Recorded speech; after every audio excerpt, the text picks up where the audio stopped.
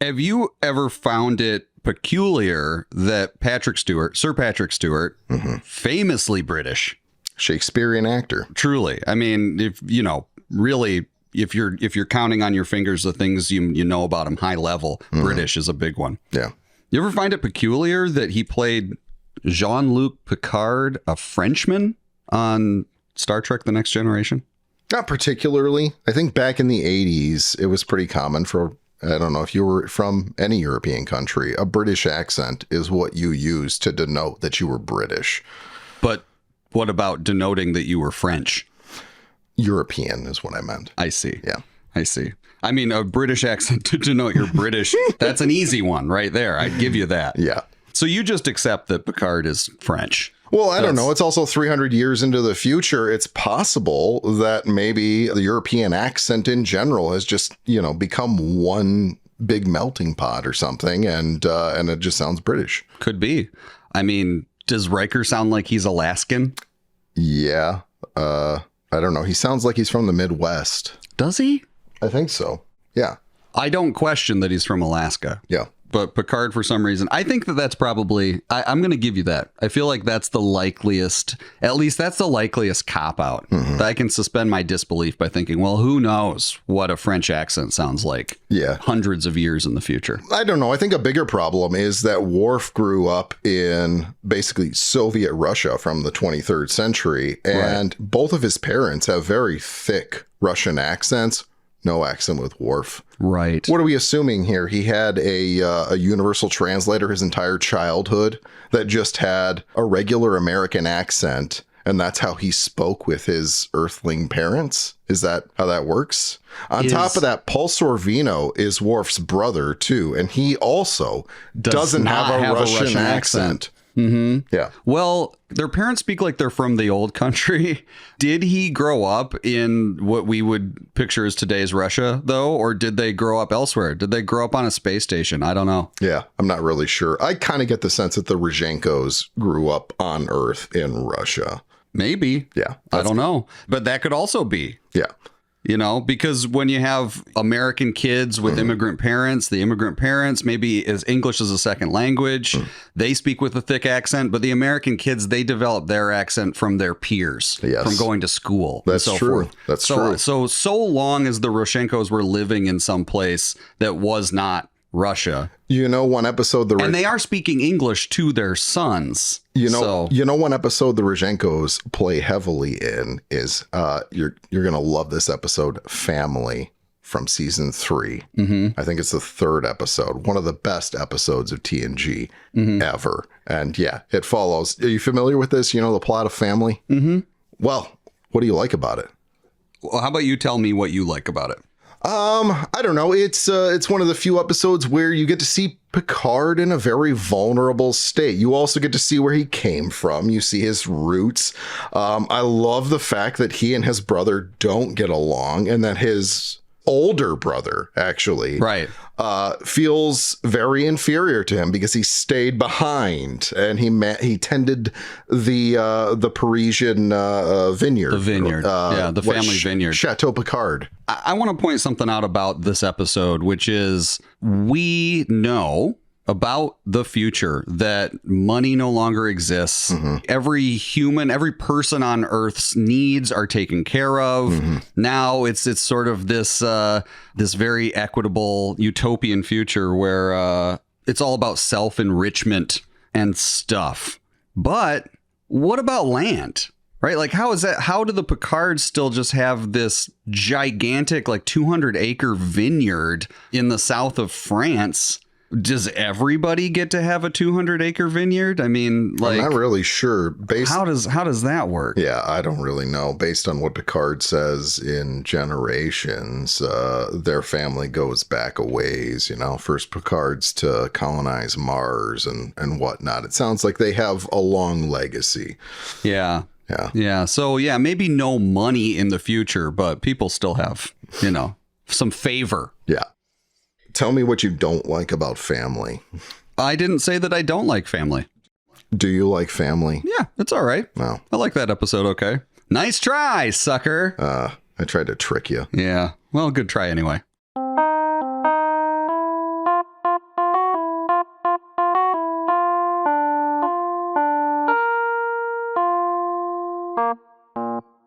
Wow. Wowie, wowie, wow, wow, wow. Jimmy, you're Jimmy. I'm Joey. Long Road Home Alone. Here we are back again. I'm very happy to be here. Happy to hear it. I try to start these episodes. I want to say that I try to start these episodes in a unique and interesting way every week, but it would be a lie to say that I try. Yeah. I attempt, but I don't prepare. I appreciate that you try. I don't really have the energy to, even do that. Yeah. Well, I mean, it is the dead of night. Yeah. 5 a.m. Right. Rip you out of bed. Nightcap askew. Yeah. But it's the time that they give us. And I just want to thank Bill Sikorsky. I would be remiss. Friend of the show. Big Bill friend of the Sikorsky. show. Really pulled some appreciate strings, you. Yeah. Got us at this. I mean, I think this is drive time for some people. This is prime time for Sheboygan. Big time. Yeah. I mean, the streets are bustling. So Yeah. anyway, good to be back on the air. Good to be back on the air with you. Talking about this Christmas holiday film, Home Alone. Yeah. Yeah. I've seen it a time or two. Yeah. And what about Home Alone are we talking about today? I think you're going to love this. I can't believe we've never talked about it before. I think it's time to talk about the New York come Paris McCallisters, the extended family. Rob and Georgette, Heather, Rod, Stefan, and the twins. I think that's the whole family. The twins, nameless. Yeah. Thing 1 and thing 2. They do not have names. Yeah. They do have lines and some deleted scenes, but They do. Yeah. We hear them speak. That's it. We see them mulling about. I think there's one Parisian McCallister that I'd like to start out on because we haven't spent much time during this whole long road talking about him, and that is Rod McCallister. I love it. And I just want to interject here quickly. I just hope we have time to talk about all of it because this is a huge box to unpack. Yeah. I mean, this is just really, really rich with content and material. Barely scratched the surface. And I think people have been waiting. So let's just get into it and let's see. I'm really excited. All right. Rod McCallister. First scene you get with him, he is in Buzz's room knocking on Axel the spider's cage. Yeah. And his first line is, "Who's going to feed your spider while we're in France?" I just ate a whole load of mice guts. He should be good for a couple weeks. Yeah. Rod, right off the bat, we're really getting the impression that he's sort of the nerdy, naive cousin. And I bet Buzz likes Rod. Absolutely. Because I bet he can just sell Rod a bill of goods about anything and Rod just eats it up. Anytime Rod comes into the room, Buzz is the coolest guy in the room. And I'm sure Buzz knows that and he loves it. Yeah. So he lives with Frank and Leslie in Ohio. And if you go by the sequel, these McCallisters are originally from New York. They transplanted to Paris, but they left Heather and Rod behind to finish their schooling. And for some reason, Rod instead of moving from New York to Paris, he moved from New York to Ohio to live with Frank and Leslie. With Heather, it makes sense. She's going to a university. She's going to be living on campus. Rod is uprooted either way. What's the rationale there, do you think? That just want to live in the United States while he finished high school? Yeah, I don't know. There aren't a lot of clues, honestly. Speaking of clues, TNG Season 4, Episode 14. You ever seen it? Oh, wait, is this the one where the Enterprise keeps blowing up? This is the one where they keep losing time and they've got to figure out what their missing memories are.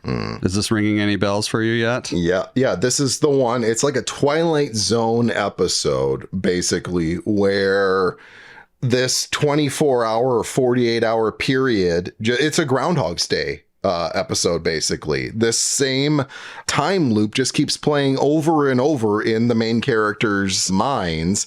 And I think it always ends with the Enterprise being destroyed. No, is that not it? You are thinking of Cause and Effect. Oh, I'm sorry. It does use a similar. Yep. There is something there where they don't remember what's happened, but they start to gather some patchwork memories. That one's also great. Yeah. Clues is the one where they all wake up on the bridge. They're going to check out an uncharted Class M planet. Yeah. They get close to it. They all get knocked unconscious, and then they wake up. Yeah. And then they're like, what happened? And Data's like, everyone lost consciousness. I didn't. But we came really close to an unstable wormhole. That's and right. Everyone was just unconscious for about 30 seconds. And they're like, okay, well, let's move on. But then things are not making sense. Yeah. Yeah. This is the one where it ends with what? The Enterprise discovered a race that didn't want to be discovered. They're xenophobes. And they tried to just erase the human's memory, and Data can't have his memory erased, so he has to just lie, and he's very unconvincing, and they catch him in a few lies. Right. So all this time, the crew is putting all these pieces together, and Beverly's like, these plants grew for over a day. We weren't out for 30 seconds, right. blah, blah. She's doing a science experiment, right? No, this is reminding me of one of my favorite episodes of TNG, which is Conundrum. Oh, I really like Conundrum. Okay, so Conundrum starts out basically with the entire Enterprise crew having their memory wiped. Yes. And none of them know who they are. Yeah. And they wake up and they're trying to figure out who's in charge. They're on this starship. And you, as the viewer, have seen these characters for several seasons. And you know what each one does and who each one is. And there's one character that does not belong there. And it's brilliant. You, as the viewer, are the only ones who know that. It's one of the few episodes I can think of that really relies heavily on dramatic irony. Yes. Right? Where the audience knows more than all of the characters, and it's really spooky. Yes. Because you're like, who is that guy? And they're all acting like they've lost their memories, and they, you know. I also love that you break down all of these TNG characters to their basic components without their memories. And all of them fall into these various categories. One of my favorites is Worf, who insists that he's the captain. Right. And I just remember you come back from a commercial break after, like, Picard's pretty sure he's the captain, but Worf is pretty aggressive. Right. And you come back from a commercial break, and the Enterprise is just firing phasers into nowhere. And you know, okay, it's just like, he's obviously in charge now. But then they get access to the logs and they figure out who is actually in charge. Right. And Worf's very apologetic to Picard, you know, because he insisted that he was the leader, and Picard, it just blows it off. We're in a very difficult situation. Right. I also love that Riker and Ro-Laren. Ro-Laren's maybe not a TNG character that many people will know, but she's tertiary. She's focused very heavily on in seasons 5 through 7. This is Michelle Forbes. Yes. Yeah. And the big thing with her is that, well, at least one of the big things with her is that she doesn't get along with Riker. She hates Riker. And her and Riker hook up when they lose their memories. Right. It's terrific.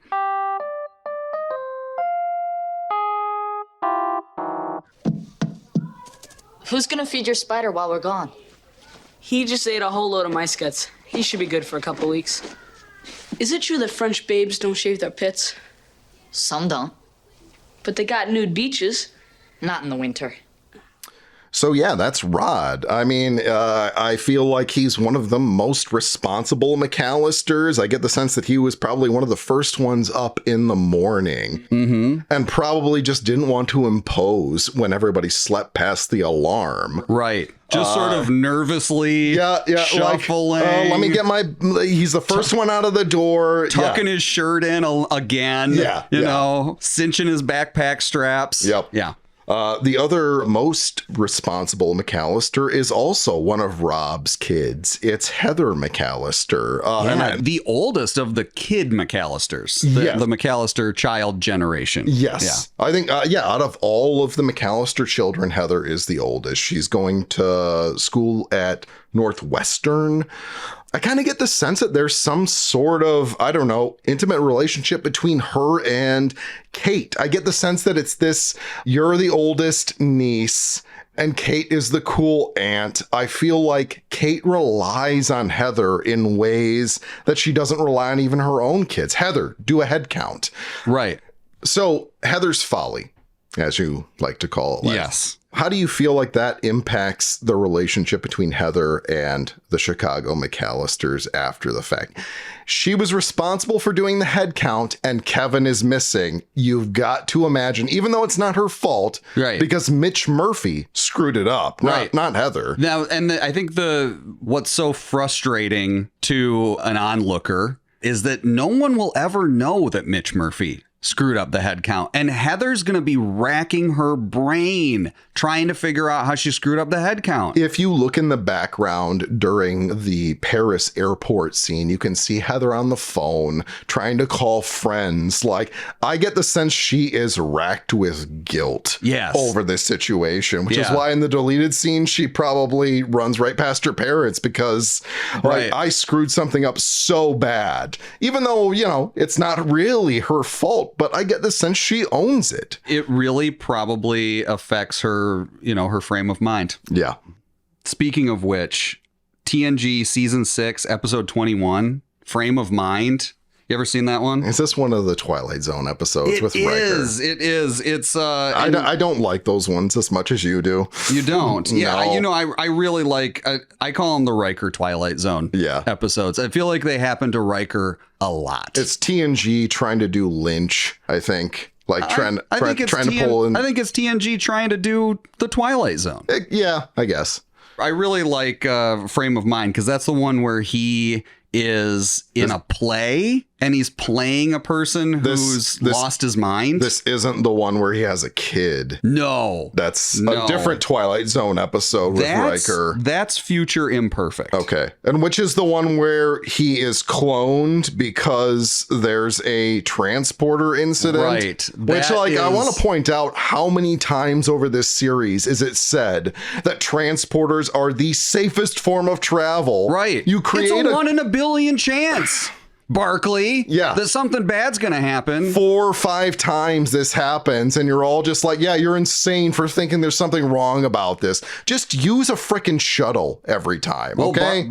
Barkley is on the flagship of the Federation. Yeah, he's on the Enterprise, and he has really never taken the transporter before. Until season 7. And then it doesn't work out so well for him. He gets like a weird subspace or like quantum. There's some kind of parasite that latches onto him or something. And every time he's being transported, it's like flying into his face. All of the worst stuff just happens to Barkley on every episode. He's like living out, in the first episode he's introduced, he is basically living out his fantasies on the holodeck with members of the Enterprise crew that he has crushes on. Right. And then he's like demeaning Riker because Riker has no patience for Barkley. Right. That, what is that? Hollow Pursuits is the first episode I think he's introduced. I love that character Barkley. It's my favorite Geordi episode because Picard gives him this mandate basically. Like Geordi just wants to write Barkley off. He's a screw up. He's never going to do anything right. Send him back to Academy. He doesn't belong in Starfleet. Yeah. And Picard says, well, we're not going to pass him off. He's a member of our crew and you're going to find a way to make him fit in. Yeah. And that's exactly what happens throughout the episode. He's this character that doesn't fit in. He's so awkward. And Geordi just has to work at it like over and over. And by the end of the episode, everyone kind of realizes they've been a jerk to Barkley. Like maybe he doesn't have the attributes that they have to be on the Enterprise, but he is still valuable. Right. And he's like smart as a whip engineer. He's really valuable to engineering, but he has no self-confidence. Yeah. He's not punctual. And he's incredibly idiosyncratic, but also Geordi realizing Barkley's value then persists throughout the series and they become much closer. And Geordi comes to really rely on Barkley, even in moments of great self-doubt on Barkley's behalf. That's what I love about his relationship with Barkley is that at first he's just completely annoyed with him. And then he figures out how Barkley works. And he says, you know what? Okay, like if I know this is how his mind works, I can figure out how to work with him. Right. And he pushes him. Yes. He pushes him to do things that's outside his comfort zone. He puts a lot of faith and trust in him. Yeah. And he's also a lot more sympathetic to his hypochondria. And I love this trade-off too. You have people that are just giving in, like, okay, there's this annoying person that I have to deal with all the time, but like that person is also giving back, you know? Right. That person is trying. Which episode is it where Barkley becomes the most intelligent being in the universe? I don't know the name of the episode, but that actor does such a good... I can't remember the name of the actor. He's on the A-Team even. And for some reason, I can't remember his name. But I love it because he becomes, the smartest, the most charming person on the Enterprise, and everyone just hates him because he's just lording it over them the entire episode. I love it too. You have this character who is kind of like the bottom rung on the social ladder. You know, like he never does anything right. His palms sweat. He writes jokes down to tell people at parties on his hand. Right. He just does not fit in. And then all of a sudden he's at the top of the chain. He's charming, intelligent, and it does something for, I don't know, his persona. Well, and he learns something too. He learns sort of like when he comes back out of it, he's embarrassed, but I think he possesses much greater context now. And I think maybe he's a little more comfortable with himself. Yeah. It's the inverse of what happens to Picard in Tapestry. Yes. If you think about it, right? Tapestry, another one of my favorite episodes. A terrific episode. I don't love Q overall. I think he's a little too cartoonish for TNG because pretty fantasy. Yeah, I mean, any rules go with Q. He feels very much like a relic from the first season before they figured out what they knew they were doing. Right. But by season 6, I think Tapestry's in. Yes. Q teaches Picard a very valuable lesson about his past because there are these things in his past that he's just embarrassed about. And he's like, I just wish I had more sense when I was a young person. And Q takes him back there. He's like, all right, make the decisions that you wanted to make, that you think will make you a better person. And it turns out with all of that wisdom, as you're a young person, it made him great without those experiences and the near death and the heroics of the impractical heroics of his youth. He becomes mediocre. Yes. And I love it. Like by the end of the episode, he says, I don't care. You know, if all the decisions that I made, let me die as I am. I do not want to be this person who didn't take any risks and who didn't put himself out there and become the captain of the Enterprise D. And Picard says he owes Q a debt of gratitude, which is a big thing for Picard to say about Q. You've had 5-6 seasons so far of anytime Q shows up, Picard is just annoyed that he has to deal with Q. Yeah. And this is the one time. And rightfully so. This is the one time up until then, you know, you get to the end of the series and there are a few other moments. Right. But this moment, Q actually teaches him a lesson, and in a way that isn't so impish. You know, Q is usually just trying to cause trouble, sow chaos. And in this episode, he really was trying to teach Picard something about himself that was valuable.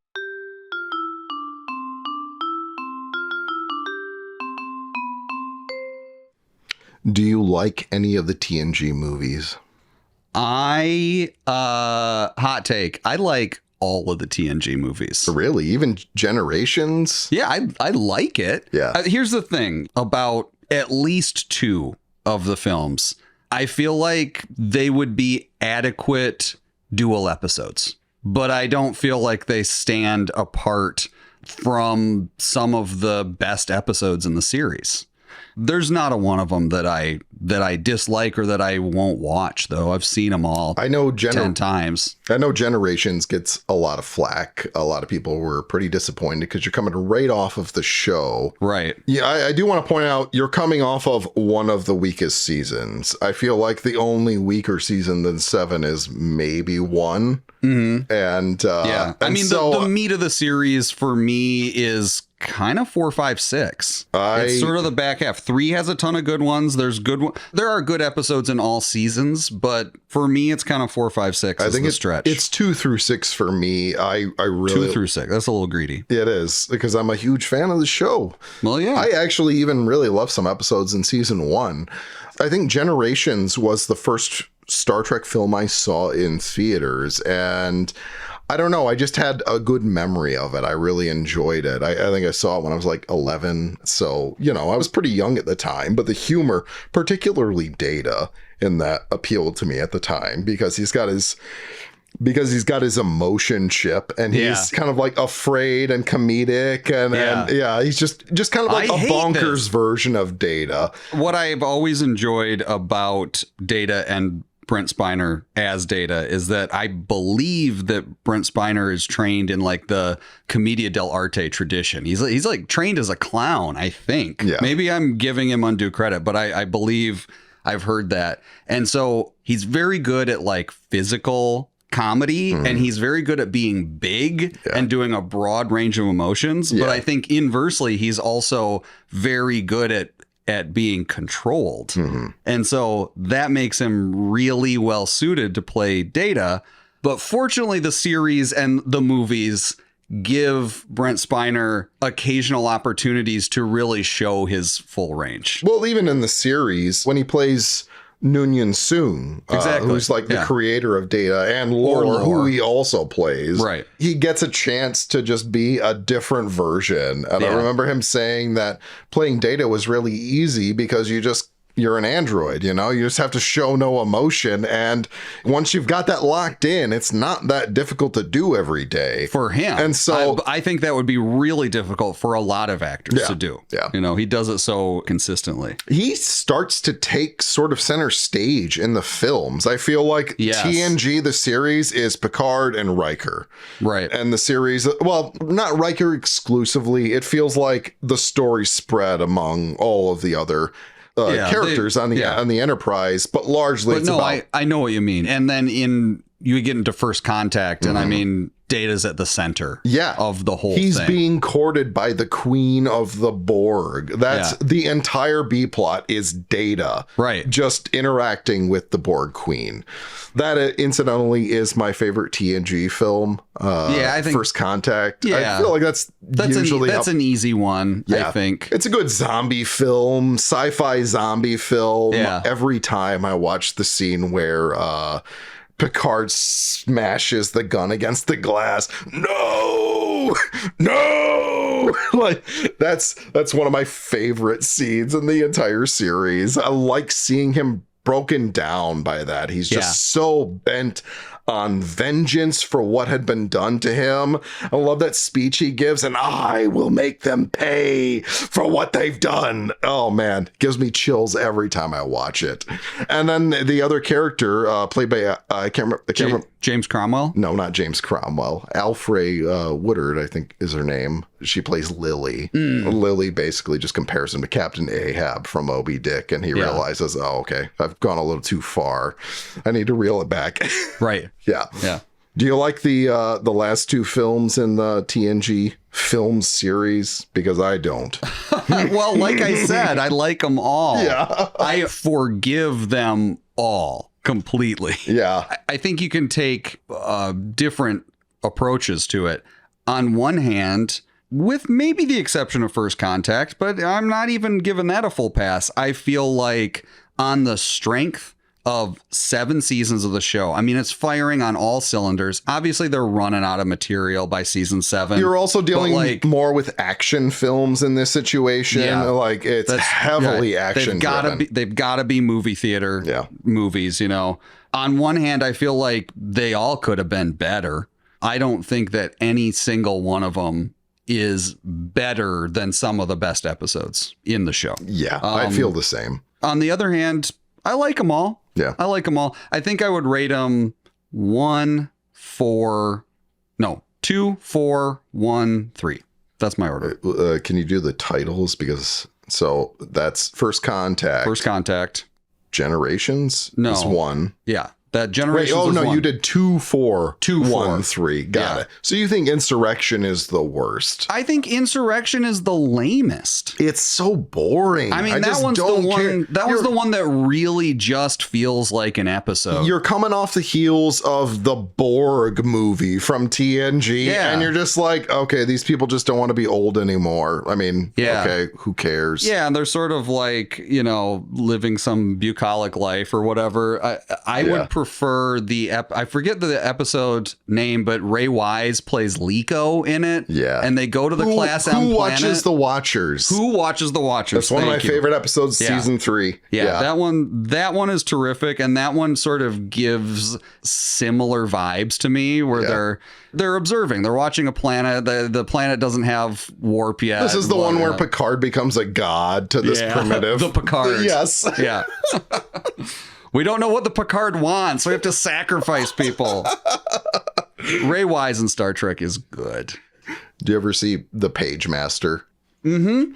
Are you aware that Leonard Nimoy, Whoopi Goldberg, and Patrick Stewart are all in The Page Master Wow. with Macaulay Culkin? With Macaulay Culkin. Do you think any of them were in the booth together? I saw that one in theaters, and it was a second. For those at home, it's an animated film. If you haven't seen it. If you haven't seen it, it's half animated and half real life. Well, not half. Well, right? not half. It's It's bookended. Okay, yeah, with live so maybe action. like a quarter live action. But Patrick Stewart and Whoopi Goldberg and Leonard Nimoy aren't in Yeah. the live action. No. portions. They're That's playing. what I They're mean. playing genre books, basically. Yeah. I saw that in the theater that my dad managed. Yeah, let's And hear this story. This is a second run theater. Uh-huh. This movie we're watching it maybe 5 months after it came out, and it was a pretty full crowd on a Friday night. And as soon as the movie went up, my 11-year-old mind thought, let me applaud this.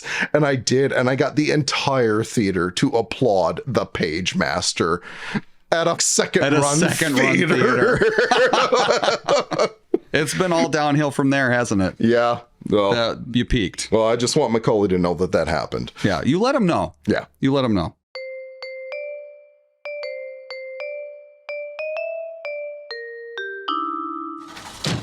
Heather, did you count heads? 11, including me. 5 boys, 6 girls, 4 parents, 2 drivers, and a partridge in a pear tree. So Heather is not in the sequel. Rod is. And the other McCallisters are also mentioned in the sequel. I kind of wonder if maybe after the mix-up where Heather did the head count wrong, allegedly, maybe the Chicago McCallisters decided, okay, we don't want her on our family trips anymore. Or do you think like maybe she's just creating distance from that because she feels ashamed and embarrassed? It could be. I mean, or, she's in college and she could be doing Christmas with her boyfriend's family or something. Yeah, it is. Yeah, I guess she could have gone back to Paris as well to be with her family. Right. Rod didn't do that. Rod was going to go to Miami to be with the other McCallisters for some reason. That's a weird setup. I don't understand that at all. Rod, I don't really understand his trajectory. Yeah. At all. He's just sort of dust in the wind. Yeah, I think he's going to be an electrical engineer, probably. Probably. Heather's probably going to be a flautist because Northwestern specializes in journalism and I think music. Well, maybe she'll be a flute journalist. She could be one or the other. What do you think the Paris McCallisters, Rob and Georgette, what do you think their deal is? I mean, they've got nice places in 2 of the most expensive cities in the world. They have an apartment in Paris and in New York at the same time. Right. So, yeah, that's going to require a pretty big salary to make that work. I think Rob is in finance. I don't think Georgette works. I think she's a homemaker in the parlance of her times. I think she stays home and tends to the kids and makes a home. But I think Rob is in finance for sure. I feel like you'd have to be. Yeah. And they have the place in New York, so yeah, it makes sense. I mean, like, how many jobs transfer you from New York to Paris? Fashion? Did he go for work? Yeah, Did it was. Did they say that? it in the film? Yeah. My brother-in-law transferred to Paris. It was Right. like the company made him move to Paris. Yeah. So, yeah, I think He finance could be an international banker or something. Yeah. Well, I don't know. I mean, I think about like with Heather, it's curious to wonder what she might have thought about the whole situation. But it's got to be hard to be in that position where you don't know what happened, but everybody else is just like, you just caused this complete unmitigated disaster in the family. You're the only college-educated McCallister of that generation, and you couldn't even do a head count right. Exactly. Yeah. Speaking of disasters, one of my favorite episodes of TNG, Disaster. Disaster's really good. This is probably my favorite script in the TNG series. I love that you have all of these characters just... So basically the episode is the Enterprise is just shut down. Right. And all of these people on the crew are trapped in various regions of the Enterprise. And every single one of the Enterprise crew is put in a situation that they are their weakness. They are not equipped to deal with. Chief of which, Picard is put in charge of children. three children. I love the introduction to this too. They're like 3 children who won some science award. The youngest of which was like, I mixed 2 things together and it did something weird. Yeah. And Picard's response, very commendable. Yes. And Picard is just stuck on this paralyzed Enterprise with 3 kids. And he's injured. And he's got injured. a broken leg or something. Yeah, he's got a broken leg, and he's trying to like climb his way through the Jeffries tubes. The Jeffries tubes. Yeah. And Deanna Troi ends up being put in charge of the entire Enterprise. Right. She's on the bridge. Yeah. It's her, O'Brien, and Ro-Laren. She's the highest ranking officer. Yeah. And Ro-Laren is not respecting the chain of command, really. She's like, you gotta cut him off. Like, we're all gonna die. You gotta cut power off. I sympathize with Ro-Laren too, because Deanna Troi knows she's in way over her head. She was never intended to be put in charge of a Galaxy-class starship in her role. But I love that she steps up to the plate and she says, no, I'm going to be a commander in this situation because that's what's required of me. And I also love that in future episodes, she actually tries to earn the officer role because she's like, I don't want to be in that situation again and not know what to do. Yeah. And then what is the other? What's Worf's situation? Worf is, okay, so O'Brien, who is on the bridge. He's on the bridge, yeah. His wife, Keiko. Right, that's right. Is in 10 Forward, which is basically like the diner or the bar on the Enterprise. Yeah. And he has to deliver. She's going into labor, and Worf has to deliver her child. And he is just complaining the entire time that the delivery isn't going. This isn't going correct. Yeah. She's like, Worf, have you ever done this before? And he goes, yes. No. They were all simulations. I've done a simulation. I remember, like, he says something, like, from the manual, and he's like, well, okay, it's not happening. Like, what are you doing wrong? Right. It goes like, I'm trying to deliver a baby here. Yeah. And, it doesn't always go like the simulation, Worf. Yeah, I just love it. Every single character on the Enterprise is put in the worst possible situation given their character traits, and they're forced to stand up. And Picard actually does manage to become kind of, I don't know, not a fatherly figure, but at least a leader of children, which is something he's never done before. And he figures out how to inspire children who are terrified by the situation they're in. Right. And Picard is famously uncomfortable around children. That's a real weak spot for him. It's brought up in the pilot. The first time he meets Riker, he says, if there are children on board here, I need you to deal with them because I don't like children and I don't know how to deal with them. Right. It's one of many episodes that has like a greater underlying meaning or substance in the larger framework of the show. The good episodes always do that, and they just enrich what you know about this world. But a big thing that I like about Disaster is that you can forget, since the show largely follows the bridge crew, the highest ranking officers on the Enterprise, on the flagship.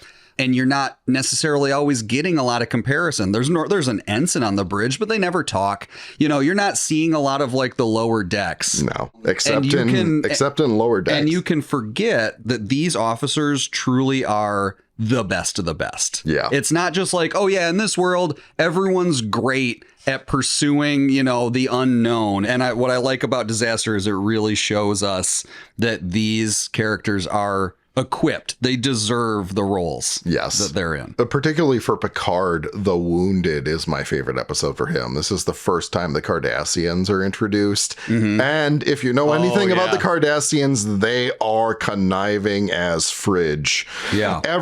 Just talking out of both sides of their mouth. You can't trust a thing that the Cardassians say. Yeah. And they're really brutal, too. Yeah. And this entire episode, Picard is forced to have a Cardassian liaison on board while some rogue Starfleet commander is blowing up Cardassian ships along the borderline. Right. And Picard is put in this uncomfortable situation of knowing that the Cardassians are up to no good, but he has to maintain the peace because there's a treaty between them now. Right. And he's put in these incredibly uncomfortable situations where he has to pass over security codes to Cardassian warships to be able to defend themselves against this Galaxy-class ship that this rogue captain is using against them. Right. And he's also just forced to do these things in the moment. He's got Cardassians watching him. He's got his entire crew watching him. Worf is on his heel. Like, are you serious? Like, it's time to go to war. Do not give the Cardassians our security codes. It's going to leave them defenseless. Yeah. But that's the decision that captain made, and Picard has to do what's in the best interest of this diplomatic arrangement between the Cardassians and Starfleet.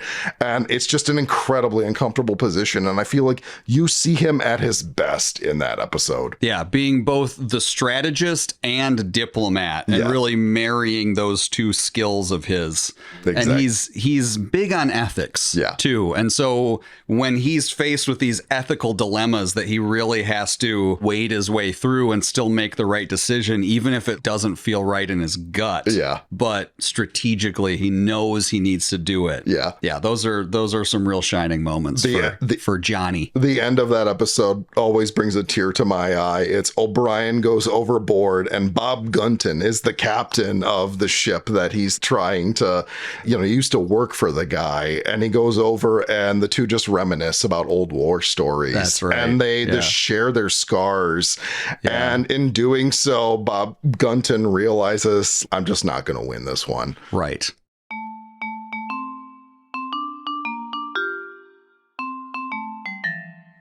So I feel like against all odds, we really kind of checked the boxes there. I think that importantly, you made some really meaningful points about Stefan, which is incredibly useful to the conversation, and as well as the twins. And I think that's important to have touched on. I don't know. I largely like to, I think of the McCallisters as a family, and that's Frank, Rob, and Peter as a family that came out of Ohio. And you have three brothers who just went their separate ways. Yeah. And I feel like Peter is still living in the classic family of like the 1950s. Everyone's in the same house. We spend Christmas together, and Rob's still trying to hold on to that, but his family's all over the place. Even his son, who's in high school, is in Ohio. He's living in a much more modern world than I think Peter is. And maybe that's why Rob's kids don't get left home alone. Could be. Yeah. I think that the things that we've unpacked about Georgette and like her family and how she could, her relationships with the McCallisters, with the Chicago McCallisters, and Rod's future trajectory, the twins and what their lives in Paris are like, I think is just all really meaningful. And I think it really adds a lot to the conversation. Yeah. It makes this story that's already so rich, with depth. I think it makes it even richer when we think about these tertiary characters. I think after Home Alone, Rob, while he isn't back in New York the next year. I feel like the events that happen in this movie really tell him, I just need to be in my home country. I don't need to be in Paris. And while it seems cool to get transferred to some great city that's thousands of years old, like maybe I just need to be closer to my family, to the people that I grew up with. Yeah. You know what I think Rob says to himself? I think he asked himself a question, a rhetorical question. Yeah. Because he already knows the answer. And the question is, you know what's older than Paris? Family. Yeah. And Greece. Yeah. Quite a bit older. The country, not the musical. Right. Yeah. Right. But Grease 2 is newer. Did Grease 2 take place in Greece? It took place in the land of Greece. Oh. In the world of Greece. I think I was thinking of Xena, Warrior Princess. Oh. That's what it is. Yeah. All right. That one's good too. Yeah.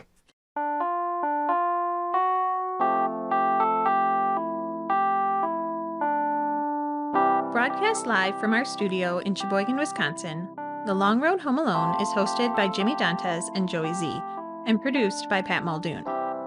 Be sure to tune in next time. Don't forget your reading glasses, and keep the change, you filthy animals.